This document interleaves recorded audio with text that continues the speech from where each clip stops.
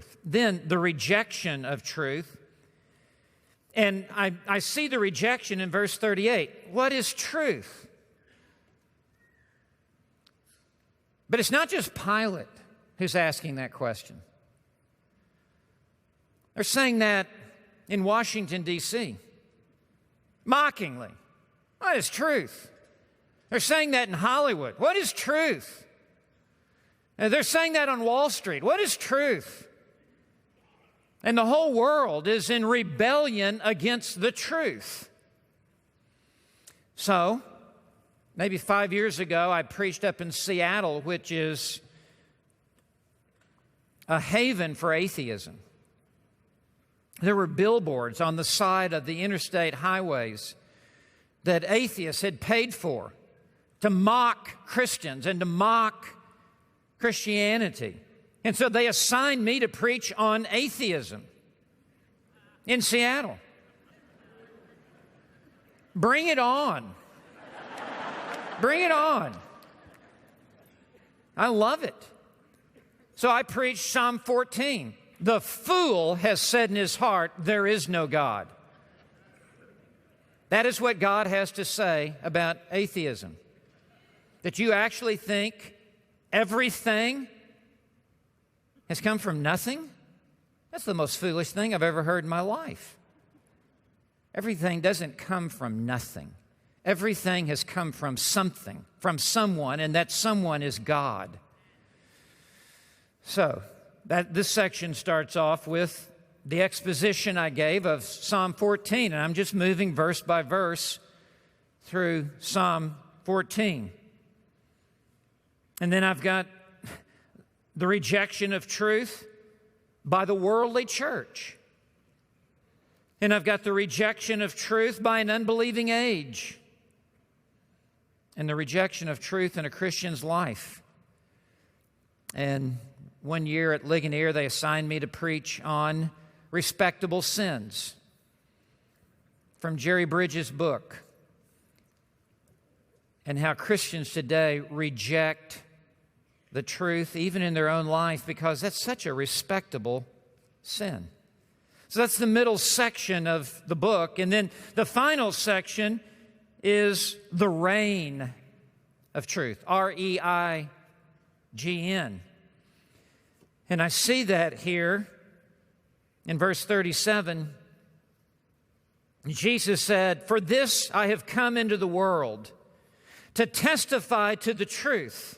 Everyone who is of the truth hears my voice." And the reason why you and I hear the truth and receive the truth is not because we have a higher IQ or we're any smarter than anyone else or that we're better than anyone else. It's because we are of the truth, and to be of the truth means to be born of God. That the truth has been planted like a seed in the soil of your heart, and God has sovereignly caused it to germinate and to bear fruit, and you have been born again by the truth. 1 Peter 1, 23 to 25. And so I took the messages that I've preached here at Ligonier on the reign of truth, the reception of truth. And the book concludes, the final chapter is Truth at the Judgment. The reign of truth in the final judgment. And it's an exposition of Revelation chapter 20, verses 11 through 15. And John writes, "And I saw a great white throne, and him who sat upon it, heaven and earth fled away. And the sea gave up the dead which were in it.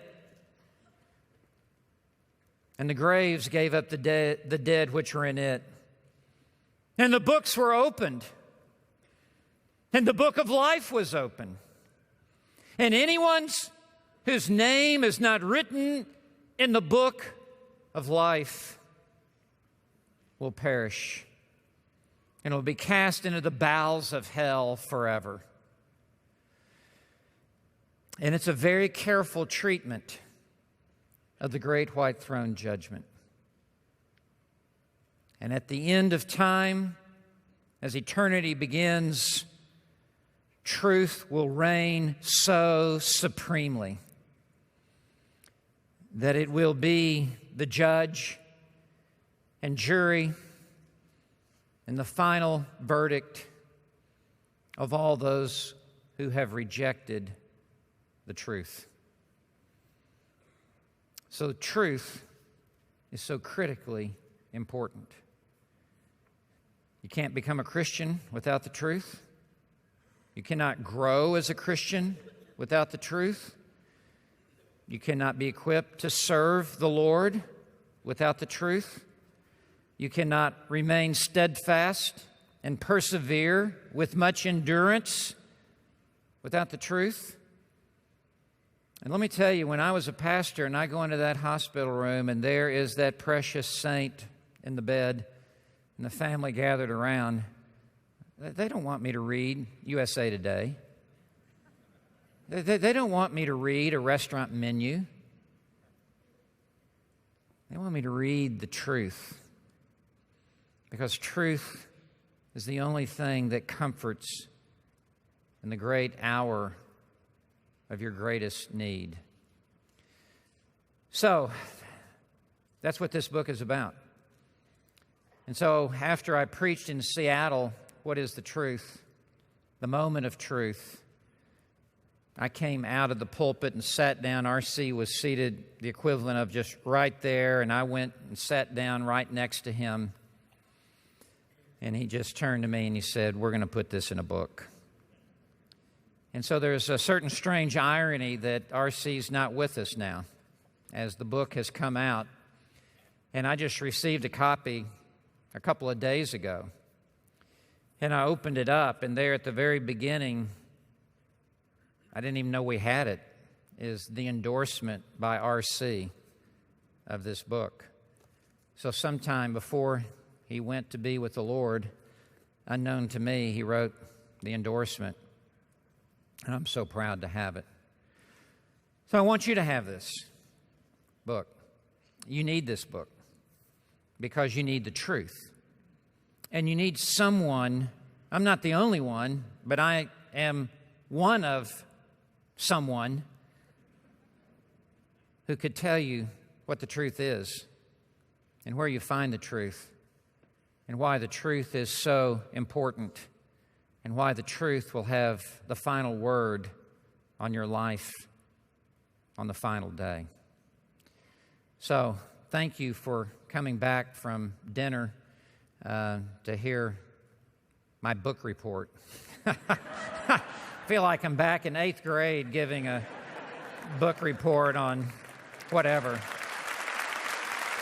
Thank you.